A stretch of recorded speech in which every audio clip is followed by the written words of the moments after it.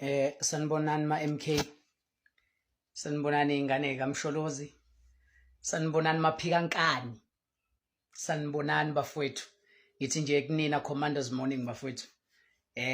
Commanders Morning guys, and ngiyazi ukuthi we are caught up kule hype yama by-elections on the most contested wards like abo 110, abo Ward 28, abo Ward 12 lapha ya oPhongola, Ward 28 kwaDukuza, 110 khona la eThekwini, yabo. I know we are caught up kuleyo hype leyo, but yes guys, I just wanna say ukuthi yabona mina as MK member today, I think angidukanga guys, ngavota kahle.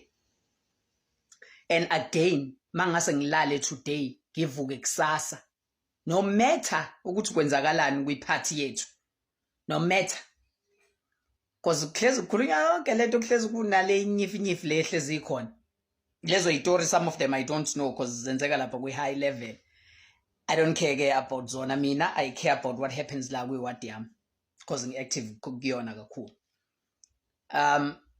Yabona guys, angidukanga, ngivote kahle. Ngivotele iqembu elibizwa ngamasela. But guess what, lelo qembu ebelingafunwa iDA, but ilona elikwaze ukuvota against le budget ekhona. Ilona elikwazi ukuvota against i-budget because le budget ibine VAT increase ka 0.5% for this year, for which next year again ziyakhala u 0.5%. Yes, iqembu lami lithe ngeke ngikwazi ukudayisa umuntu omnyama because ukunyuka kwalo 0.5% kusuke kuchaza ukuthi umuntu omnyama ohluphekayo, black people in particular, are going to be poor more. Uyayibona lonto? So ke ngivote kahle bafowethu. Hayi ngivote kahle guys, ngivote kahle mina nje ngavota kahle, ngakhetha kahle. Yabo, kufana nezinsizwa lezi eziyazithi mazisesiqukweni zithi hayi ngathatha lapha insizwa, ngathatha kulo mfazi. Hayi kulekani guys, ngihappy yabo la ngikhona, ngihappy for days.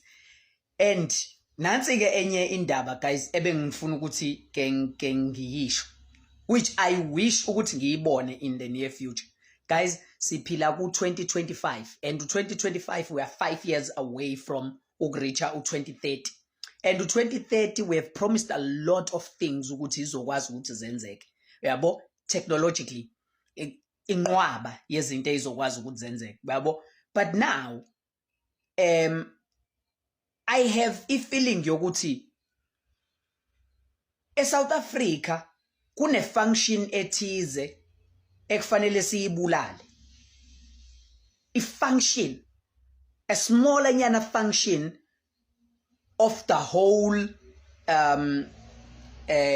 discipline, or ngayichaza kanjani ngathi i-function ethize yaka HR, a smaller nyana percentage of i-function yaka HR encane nje ukuze silungise izwe. Yabo, leyo function mangase siyishintshe sinikeze i-robot yoqonda iSouth Africa ithi thui. Ngiyazi ukuthi abantu abaningi angeke beze behambiselane nalento engiyishoyo ngoba ama-robots athatha imisebenzi yabantu, but this time trust me, i-robot ilona elizokwenza ukuthi ukwazi ukusebenza instead ukuthi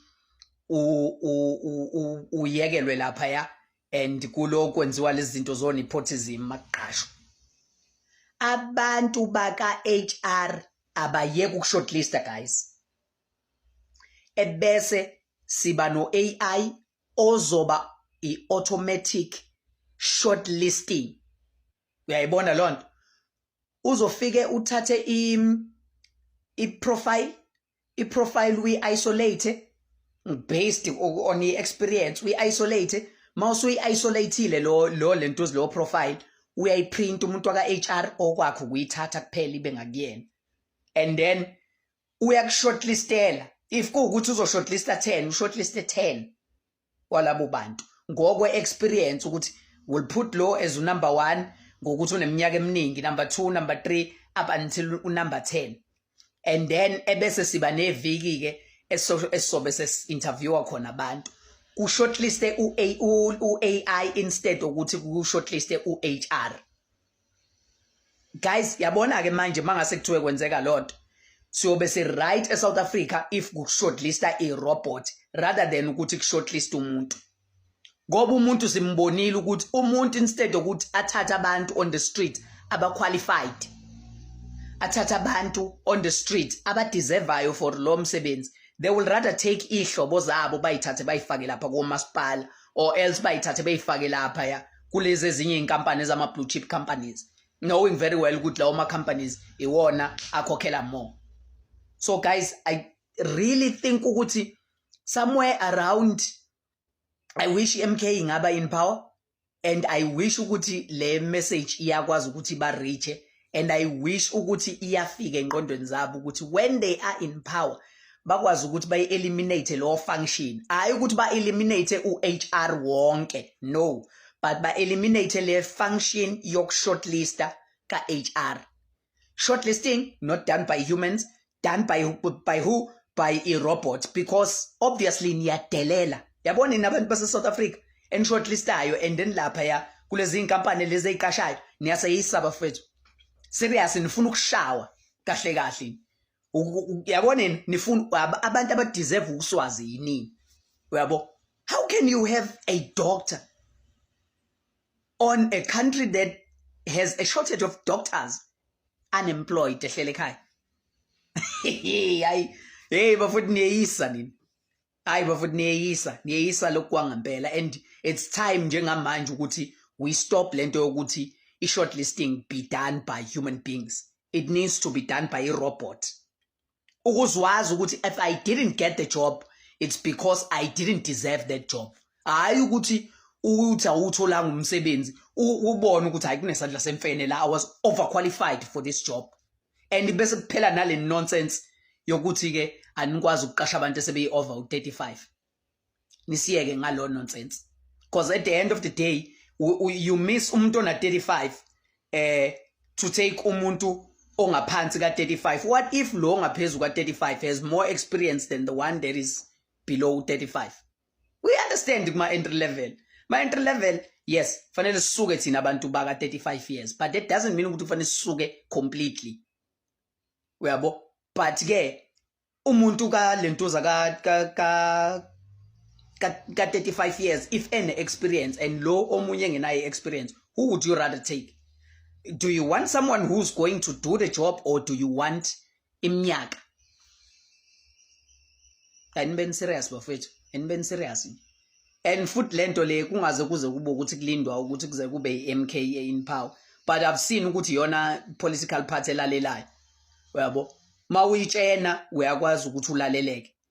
Lawa amanye awafuna ukubezwa abantu, and that's the reason why we ran away from this arrogance of the ANC. Nina guys, you are very arrogant. Ukube kuthiwa laba abanye abantu bayithanda South Africa and bayazi ama implications of voting, and bafundisiwe about ukuthi ithini outcome and izinto kungase kushintshe ini, sonke ngaba sisayivotela iANC, basichaphaza labantu and basidakelwa lokhu kwangempela guys. Izinto ezifana nalezo kufanele ngabe kuthiwa kade zi in place. Ngeke uzungitshela ukuthi abantu ilo ba apply from since 2005 up until manje be applyela entry level post yaka masipala, bebuye ba give up, bebuye and still bangayitholi. Hayi ngeke bafowethu, ngeke nje uzungitshela ukuthi umasipala udiligent ngalo ndlela ukuthi kubukhuni ngalo ndlela ukungena kwamasipala.